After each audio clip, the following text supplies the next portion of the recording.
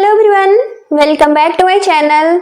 आज है 3 नवंबर और आज हम लोग पढ़ेंगे 3 नवंबर के सभी इंपॉर्टेंट करंट अफेयर्स के क्वेश्चंस को और सभी क्वेश्चंस को हम लोग एमसीक्यूज रूप में देखेंगे, साथ ही सभी को डिटेल में भी डिस्कस करेंगे। तो चलिए स्टार्ट करते हैं आज का सेशन। तो आज का पहला सवाल है, भारत पर्व 2025 किसकी जयंती के उपलक्ष्य में मनाया जा रहा है? तो भारत पर्व 2025 यह है क्या? तो दरअसल सरदार वल्लभ भाई पटेल की 150वीं जयंती के मौके पे इसका आयोजन किया जा रहा है। सरदार पटेल की जयंती कब थी? तो 31 अक्टूबर को। इस मौके पे यानी कि इनके 150वीं जयंती के मौके पे देश भर में आयोजन किया जा रहा है इस पर्व का, जो कि 1 नवंबर से किया जा रहा है और यह 15 नवंबर तक चलेगा। और राष्ट्रीय एकता, अखंडता और एक भारत श्रेष्ठ भारत के विचार को बढ़ावा देना इसका मुख्य उद्देश्य है। तो अब सरदार पटेल थे कौन? तो दरअसल इनका पूरा नाम था सरदार वल्लभ भाई झावेर भाई पटेल। इनका जन्म 31 अक्टूबर साल 1975 को नाडियाड गुजरात में हुआ था। इनका निधन हुआ था 15 दिसंबर साल 1950 को, जो कि मुंबई में हुआ था। इसके अलावा इन्हें सरदार की उपाधि दी गई थी बारदोली की महिलाओं के द्वारा।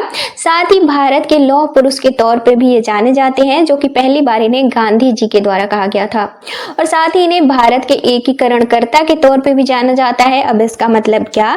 तो दरअसल भारत में रियासतों के विलय, जो कि 550 से ज्यादा रियासतों के विलय के अपने महत्वपूर्ण योगदान के लिए इन्हें एकीकरणकर्ता के तौर पे जाना जाता है, यानी कि भारत के एकीकरणकर्ता के तौर पे जाना जाता है।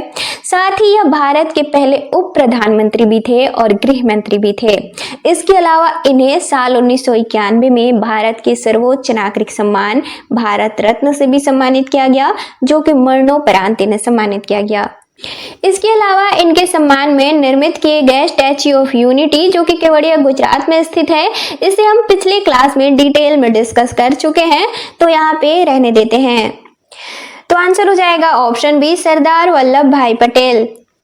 अगला सवाल है, हाल ही में मॉडल युवा ग्राम सभा पहल की शुरुआत किस राज्य या फिर केंद्र शासित प्रदेश में की गई है? तो दरअसल हाल ही में मॉडल युवा ग्राम सभा नामक पहल की शुरुआत या फिर इसे एक कार्यक्रम भी कह सकते हैं, तो इसकी शुरुआत की गई है नई दिल्ली में। और दरअसल इस पहल के तहत कक्षा 9 से लेकर 12 तक के विद्यार्थियों को गांव स्तरीय प्रतिनिधियों की भूमिका निभाने का अवसर दिया जाएगा। इसका मतलब क्या? तो गांव स्तरीय प्रतिनिधियों, इसका मतलब ये कि सरपंच, इसके अलावा वार्ड सदस्य, साथ ही ग्राम सचिव, आंगनबाड़ी कर्मचारी आदि इनमें शामिल है। इनकी भूमिका निभाने का इन्हें अवसर दिया जाएगा। और इस पहल की शुरुआत 3 मंत्रालयों द्वारा की गई है, जो कि पंचायती राज मंत्रालय, साथ ही शिक्षा और जनजातीय कार्य मंत्रालय। तो अब इन 3 मंत्रालयों के वर्तमान में मंत्री कौन है, इसे जानते हैं। तो पंचायती राज मंत्रालय के वर्तमान मंत्री हैं राजीव रंजन या फिर ललन सिंह के नाम से भी इन्हें हम जानते हैं। इसके अलावा शिक्षा मंत्री कौन है भारत के वर्तमान में? तो धर्मेंद्र प्रधान। इसके अलावा जनजातीय कार्य मंत्रालय के मंत्री वर्तमान में कौन है? तो जुएल ओराम है। अब इसके अलावा इस कार्यक्रम या फिर पहल का उद्देश्य क्या है? तो विद्यार्थियों में नेतृत्व करने की भूमिका तथा साथ ही निर्णय लेने की प्रक्रियाओं में सक्रिय होने का अवसर प्रदान करना, ताकि भविष्य में ये विद्यार्थी सामाजिक स्तर पे नेतृत्व करने के मामले में इन्हें फायदा मिल सके, यानी कि नेतृत्व कर सके। साथ ही इसके अलावा साथ ही ग्रामीण शिक्षा एवं विकास प्रक्रियाओं में युवाओं की भागीदारी को भी बढ़ावा देना इसका मुख्य उद्देश्य है। तो आंसर हो जाएगा ऑप्शन ए, नई दिल्ली। अगला सवाल है, हाल ही में भारत ने किस देश को पहली बार जीआई टैग प्राप्त इंडी और साथ ही पुलिया कुंडी नामक नींबू का निर्यात किया गया है?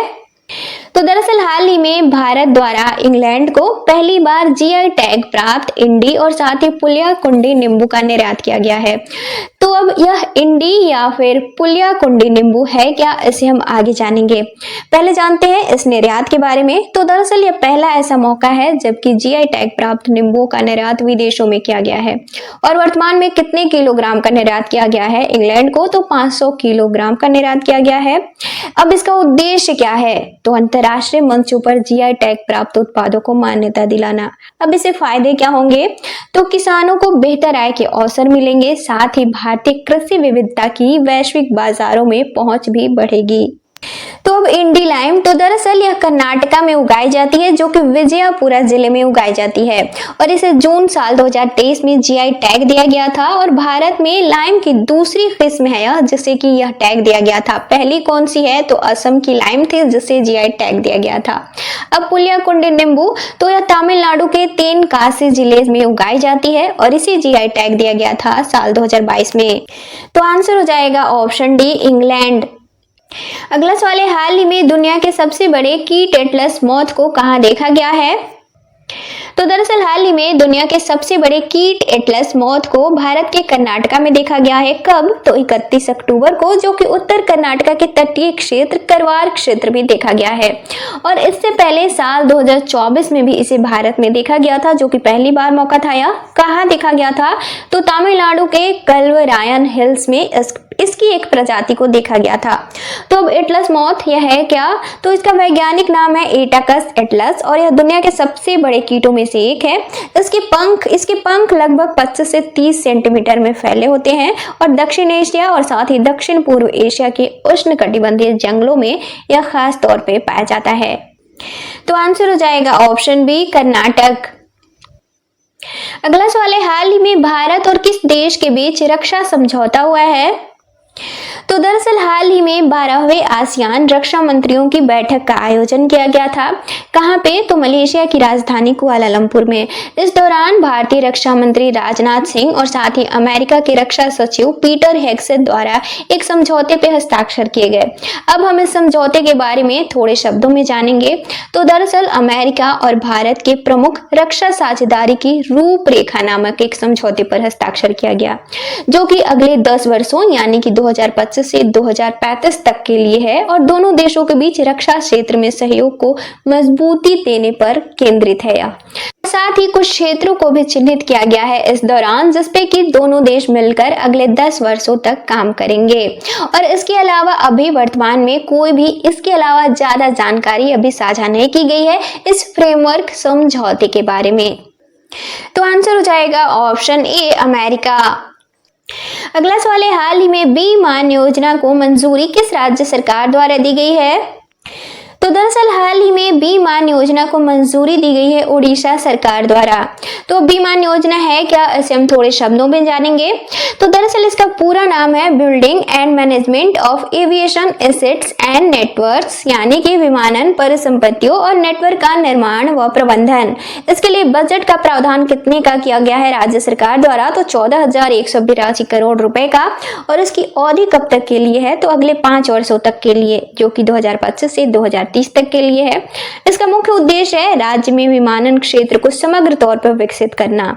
साथ ही इस योजना के तहत राज्य सरकार अलग अलग विमानन कंपनियों को प्रोत्साहन राशि उपलब्ध कराएगी ताकि घरेलू विमानन नेटवर्क को और अधिक और व्यापक बनाया जा सके। तो आंसर हो जाएगा ऑप्शन सी, उड़ीसा।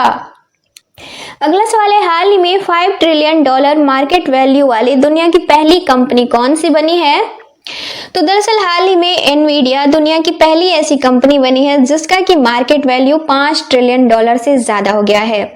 इसके अलावा पहली सार्वजनिक कंपनी भी बनी है जो कि इस आंकड़े तक पहुंची है। तो अब एनवीडिया यह है क्या, तो दरअसल यह अमेरिका की कंपनी है और खास तौर पे जीपीयू यानी कि ग्राफिक्स प्रोसेसिंग यूनिट बनाती है, जो कि कंप्यूटर, गेमिंग डिवाइस, साथ ही सुपर कंप्यूटर बनाने के काम में आता है। इसके अलावा एआई डेटा सेंटर, साथ ही सुपर कंप्यूटर चिप भी बनाती है। और इसकी स्थापना कब की गई थी, तो साल 1993 में। इसके संस्थापक कौन थे, तो जेनसेन हुआंग, साथ ही क्रिस माल्चुअस्की, इसके अलावा कर्टिस प्रीम। और इसका मुख्यालय कहाँ स्थित है, तो कैलिफोर्निया अमेरिका में स्थित है। और इसके वर्तमान सीईओ हैं जेनसेन हुआंग, जो कि इसके संस्थापक सदस्यों में भी शामिल है। तो आंसर हो जाएगा ऑप्शन डी, एनवीडिया। अगला सवाल है, हाल ही में कर्नाटक राज्योत्सव पुरस्कार के लिए कितने व्यक्तियों का चयन किया गया है। तो दरअसल हाल ही में कर्नाटक राज्योत्सव पुरस्कार 2025 के लिए 70 व्यक्तियों का चयन किया गया है। तो अब कर्नाटक राज्योत्सव पुरस्कार यह है क्या, इसे हम आगे जानेंगे। पहले देखते हैं अभी किनका चयन किया गया है। तो दरअसल यह अलग अलग क्षेत्रों के लिए इन 70 व्यक्तियों का चयन किया गया है और इन्हें सम्मान के तौर पे 5 लाख की नकद राशि, इसके अलावा 25 ग्राम सोने का पदक और साथ ही प्रमाण पत्र दिया जाएगा। तो अब क्या है कर्नाटक राज्योत्सव पुरस्कार, तो दरअसल यह राज्य का दूसरा सर्वोच्च नागरिक पुरस्कार है। अब पहला कौन है? तो पहला है कर्नाटका रत्न। और इसका उद्देश्य क्या है? तो ऐसे व्यक्तियों या फिर संस्थाओं को सम्मानित करना जिन्होंने कि राज्य या फिर कन्नड़ भाषा या फिर संस्कृति और साथ ही समाज के विकास में योगदान दिए हो। इसकी स्थापना कब की गई थी? तो साल 1966 में। तो आंसर हो जाएगा ऑप्शन डी 70। अगला सवाल है, हाल ही में साइबर जागो पहल की शुरुआत किसके द्वारा की गई है? तो दरअसल हाल ही में साइबर जागो नामक पहल की शुरुआत की गई है पंजाब पुलिस द्वारा। तो अब साइबर जागो पहल यह है क्या, इसे थोड़े डिटेल में जानते हैं। तो दरअसल यह पंजाब पुलिस द्वारा राज्य स्तर पर चलाया जाने वाला एक जागरूकता पहल है। इसका उद्देश्य क्या है? तो स्कूली बच्चों को इंटरनेट सुरक्षा, साथ ही सुरक्षित डिजिटल व्यवहार, इसके अलावा साइबर खतरे जैसे विषयों पर जागरूक करना, साथ ही शिक्षकों को भी प्रशिक्षित किया जाएगा इस पहल के तहत, ताकि स्कूलों में ये बच्चों को प्रशिक्षित कर सके। और इसके लिए लक्ष्य कितना रखा गया है? तो 5 लाख स्कूली बच्चों को लाभान्वित करने का लक्ष्य रखा गया है। साथ ही राज्य के लगभग 3968 सरकारी उच्च विद्यालयों में शिक्षकों को भी प्रशिक्षित करने का लक्ष्य रखा गया है, जो कि TOT यानी कि ट्रेनिंग ऑफ ट्रेनर्स के माध्यम से इन्हें प्रशिक्षित किया जाएगा। तो आंसर हो जाएगा ऑप्शन बी पंजाब पुलिस। अगला सवाल है, हाल ही में न्यायमूर्ति सूर्यकांत शर्मा को भारत के कौन से मुख्य न्यायाधीश के तौर पर नियुक्त किया गया है? तो दरअसल हाल ही में न्यायमूर्ति सूर्यकांत शर्मा को भारत के 53वें मुख्य न्यायाधीश के तौर पर नियुक्त किया गया है।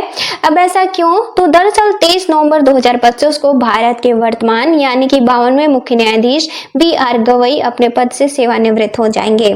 इसके बाद 24 नवंबर 2025 को जस्टिस सूर्यकांत शर्मा अपने पद की शपथ लेंगे, यानी कि ये भारत के 53वें मुख्य न्यायाधीश हो जाएंगे।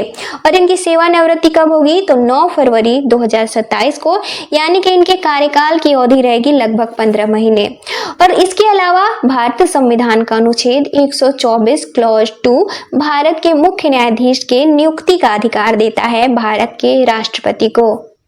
तो अब सर्वोच्च न्यायालय, तो इसकी स्थापना की गई थी 28 जनवरी साल 1950 को और भारतीय संविधान के अनुच्छेद 124 के तहत इसकी स्थापना की गई थी। इसके अलावा भारत के पहले मुख्य न्यायाधीश कौन थे? तो हीरालाल जे कानिया थे। इसके अलावा भारत में अभी तक वर्तमान तक कोई भी महिला मुख्य न्यायाधीश नहीं रही है, यानी कि कोई भी भारत की महिला मुख्य न्यायाधीश नहीं रही है। इसके अलावा पहली महिला न्यायाधीश कौन रही है सुप्रीम कोर्ट में? तो जस्टिस फातिमा बीबी। तो आंसर हो जाएगा ऑप्शन सी 53वें। अब कल के क्वेश्चंस का रिवीजन करेंगे। तो कल संडे था और संडे को हम लोग पूरे 1 वीक से बनने वाले करंट अफेयर्स के सभी इंपॉर्टेंट क्वेश्चंस का रिवीजन करते हैं। तो आज हम सैटरडे को पढ़ेगा क्वेश्चंस का रिवीजन करेंगे। तो सैटरडे का पहला सवाल था, हाल ही में राफेल लड़ाकू विमान से उड़ान भरने वाली भारत की कौन सी राष्ट्रपति बनी है? द्रौपदी मुर्मू। तो इसका आंसर था ऑप्शन ए पहली। अगला सवाल था, राष्ट्रीय ई विधान एप्लीकेशन किस क्षेत्र से संबंधित है? तो इसका राइट आंसर था ऑप्शन बी डिजिटल विधायी प्रक्रिया। अगला सवाल था, हाल ही में भारतीय नौसेना के लिए कमीशन किए जाने वाले जहाज इक्षक का कार्य क्या है? तो इसका राइट आंसर था ऑप्शन सी समुद्री सर्वेक्षण एवं जल मार्गों का अध्ययन।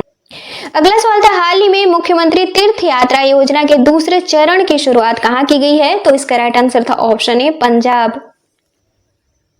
अगला सवाल था, हाल ही में अंडर 23 वर्ल्ड रेसलिंग चैंपियनशिप 2025 में सुजित कलकल ने कौन सा पदक जीता है? तो इसका राइट आंसर था ऑप्शन सी स्वर्ण पदक।